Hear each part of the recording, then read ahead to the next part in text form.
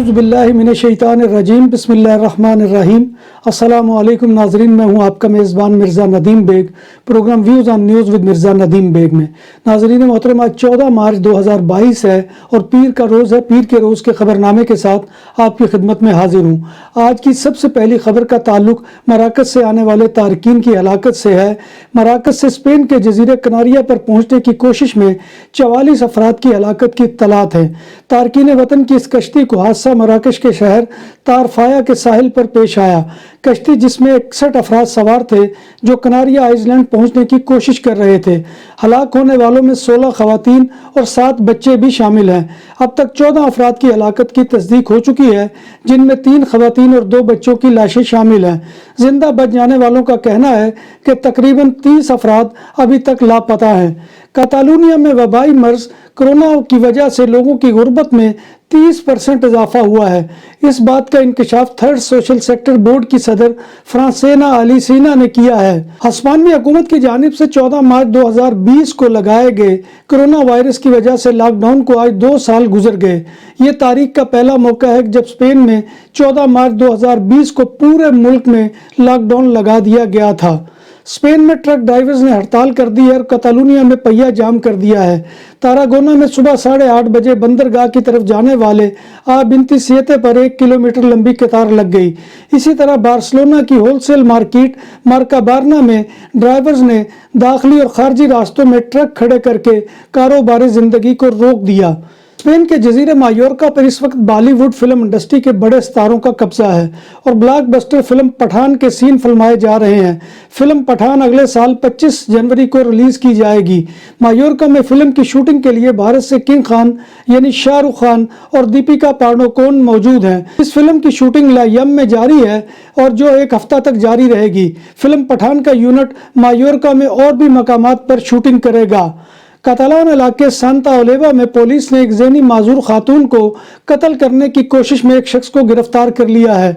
मुलजिम ने 63 साला ज़ेनी माजूर खातून के गले पर छुरी से हमला किया, जिससे खातून शदीद जख्मी हो गई और इस वक्त ICU में दाखिल है। पुलिस ने कत्ल की तहकीकात शुरू कर दी है। खातून पर हमला उस वक्त हुआ जब वो एक दुकान से खरीदारी कर रही थी कि मुलजिम ने उसके चेहरे पर छुरे से हमला कर दिया। मुलजिम ने खातून को छुरा मारने के अलावा 2 घोंसे भी रसीद किए। कतालूनिया के इलाके सिचिस का 47 साला रिहायशी ग्राफ के इलाके सान पेरे दे रेबेस में एक ट्रैफिक हादसे में हलाक हो गया।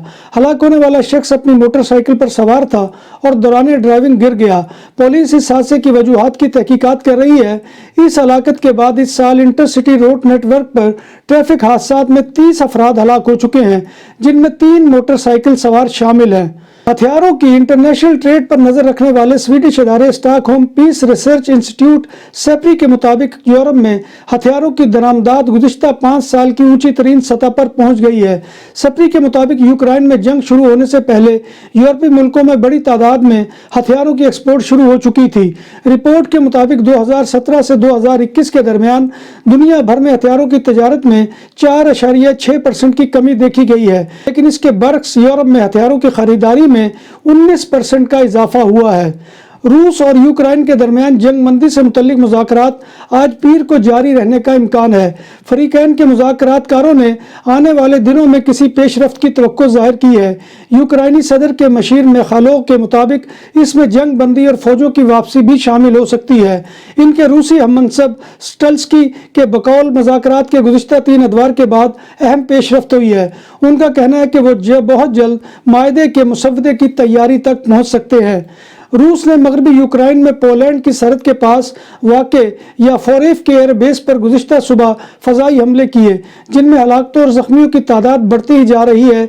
इस हमले में अब तक 35 अफराद हलाक और 135 ज़ख्मी हो चुके हैं।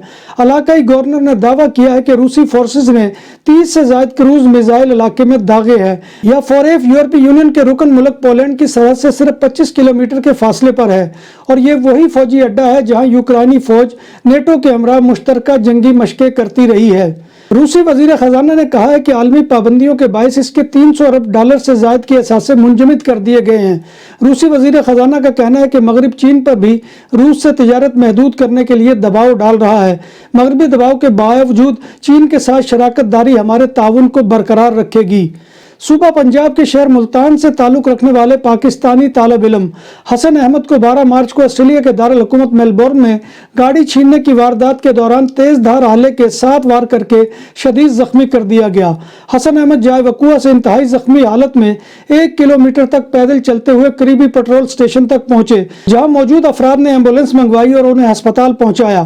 آسٹریلیا میں موجود پاکستانی سفارت خانے کے مطابق حسن کی حالت اب خطرے سے باہر ہے۔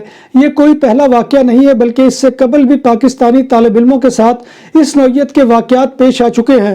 ذرائع کے مطابق حسن احمد دن کے اوقات میں اپنی تعلیم حاصل کرتے اور اخراجات پورے کرنے کے لیے رات کے اوقات میں ٹیکسی سروس اوبر چلاتے تھے۔ آسٹریلیا میں جب سے کورونا کی صورتحال پیدا ہوئی ہے اور لاک ڈاؤن ہوا ہے، اس وقت سے پاکستانی طالب علموں کے خلاف جرائم بڑھ چکے ہیں۔ جب بات ہو 100% حلال کھانوں کی تو ایک ہی نام، عادل تندوری ریسٹورنٹ۔ بارسلونا میں مہمان نوازی کا پہلا نام عادل تندوری ریسٹورنٹ، بر صغیر کے روایتی حلال کھانوں کا مرکز۔ گرل تندوری روسٹ، چکن اور مٹن ٹکا، سبزیاں اور تڑکے والی دالیں، رس ملائی اور فالودہ۔ قاری عبدالرحمان کی فخریہ پیشکش غریب و امیر کے لیے۔ بارسلونا کے قلب میں واقع عادل تندوری ریسٹورنٹ کا یہ استے نمبر 9 نزد دراسانہ ہاسپٹل بارسلونا۔ آسٹریلیا میں مقیم پاکستانیوں کے لیے اچھی خبر آ گئی۔ آسٹریلوی سول ایوییشن سیفٹی اتھارٹی نے PIA کو آسٹریلیا کے لیے براہ راست پروازوں کو لینڈنگ کی اجازت دے دی ہے۔ ترجمان PIA کے مطابق PIA کی پرواز 24 اپریل کو سڈنی سے لاہور کے لیے روانہ ہوگی۔ قومی ایئر لائن لاہور سے ہفتہ وار ایک پرواز آپریٹ کرے گی۔ آسٹریلیا کے لیے بوئنگ 777 لانگ رینج استعمال ہوں گے۔ PIA دوسرے مرحلے میں کراچی سے سڈنی کے لیے پرواز شروع کرے گی۔ PIA نے آسٹریلیا کے لیے براہ راست پروازیں شروع کرنے کے حوالے سے تیاریاں بھی مکمل کر لی ہیں۔ آسٹریلیا کے لیے براہ راست پرواز سے 35 گھنٹے کا سفر صرف 12 گھنٹوں میں طے ہو جائے گا۔ بھارت میں بیت الخلاء کا مسئلہ اسکول کی بچیوں کے لیے زندگی کا سب سے بڑا مسئلہ بن گیا ہے۔ ایک رپورٹ کے مطابق بھارتی ریاست بہار میں 90% لڑکیاں دن بھر پانی نہیں پیتی کیونکہ بیت الخلاء نہیں ہے، اور ہیں تو بند پڑے ہیں یا بیکار ہیں۔ لڑکیاں رفع حاجت نہ کرنا پڑے اس لیے نیچر کال کو روکتی ہیں اور گھر آ کر ہی بیت الخلاء استعمال کرتی ہیں یا گھر آ کر ہی پانی پیتی ہیں۔ الجیریا کا نوجوان بہتر مستقبل کے لیے طیارے کے خفیہ خانوں میں چھپ کر فرانس پہنچ گیا، تاہم اسے فرانسیسی پولیس نے گرفتار کر لیا۔ طیارے کے عملے نے نوجوان کو پکڑ لیا جس نے ان کے سوالات کے جواب دیے۔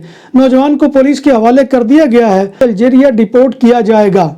سابق امریکی صدر باراک اوباما کا کرونا وائرس ٹیسٹ مثبت آ گیا ہے۔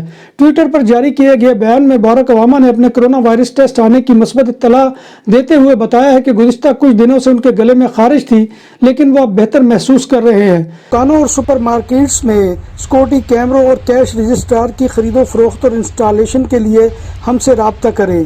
عمدہ سروس اور معیار ہماری پہچان۔ ہمارا رابطہ نمبر 6438465515۔ برطانیہ میں آکسفورڈ یونیورسٹی کے ماہرین کی طرف سے مکمل کی گئی نئی ریسرچ کے نئی میڈیکل ریسرچ سے پتہ چلا ہے کہ کرونا وائرس سے لگنے والی بیماری کووڈ-19 کے نتیجے میں دماغ سکڑ بھی سکتا ہے۔ اس کے علاوہ جذبات پر قابو پانے کا قدرتی دماغی عمل اور یادداشت بھی متاثر ہو سکتے ہیں۔ ریسرچ کے حال ہی میں جاری کردہ نتائج کے مطابق ماہرین نے ان اثرات کا مشاہدہ ایسے مریضوں میں کیا ہے جو کرونا وائرس کا شکار تو ہوئے تھے مگر علاج کے لیے ہسپتال داخل نہیں ہوئے۔ اسٹڈی کے دوران ماہرین نے 51 برس سے لے کر 81 برس تک کی عمر کے 785 افراد کے دماغوں کو 2 مرتبہ سکین کیا۔ ان میں سے 401 مریض ایسے تھے جو پہلی اور دوسری مرتبہ دماغی سکین کے درمیانی عرصے میں کووڈ-19 کا شکار ہو گئے تھے۔ دوسرا دماغی سکین پہلے سکین کے اوسطاً 41 دن بعد کیا گیا۔ کووڈ-19 کے مریض رہنے والے چند افراد کے دماغوں میں تو ایسی برین فوگ یا دھند نما حالت بھی دیکھی گئی ہے۔ ناظرین محترم، یہ تھا آج کا خبر نامہ جو میں آپ کی خدمت میں لے کر حاضر ہوا تھا۔ امید ہے کہ آپ کو ہمارا یہ سیگمنٹ پسند آئے گا۔ آپ سے گزارش یہی ہے کہ آپ ہمارے چینل BBC اپڈیٹ TV کو سبسکرائب کریں، اس کے پروگرام کو لائک کریں اور کمنٹ باکس میں آ کر کمنٹ کرنا مت بھولیے، کیونکہ آپ کا کمنٹ کرنا ہماری عزت افزائی اور حوصلہ افزائی کا سب سے بڑا ذریعہ ہوتا ہے۔ ناظرین محترم، اللہ تبارک و تعالیٰ سے دعا ہے کہ وہ ہمیں ایمان اور صحت کی سلامتی کے ساتھ زندہ رکھے اور ہمارا خاتمہ ایمان کے اوپر کرے، اور روز محشر نبی کائنات صلی اللہ علیہ وآلہ وسلم کی شفاعت اور زیارت نصیب فرمائے، آمین یا رب العالمین۔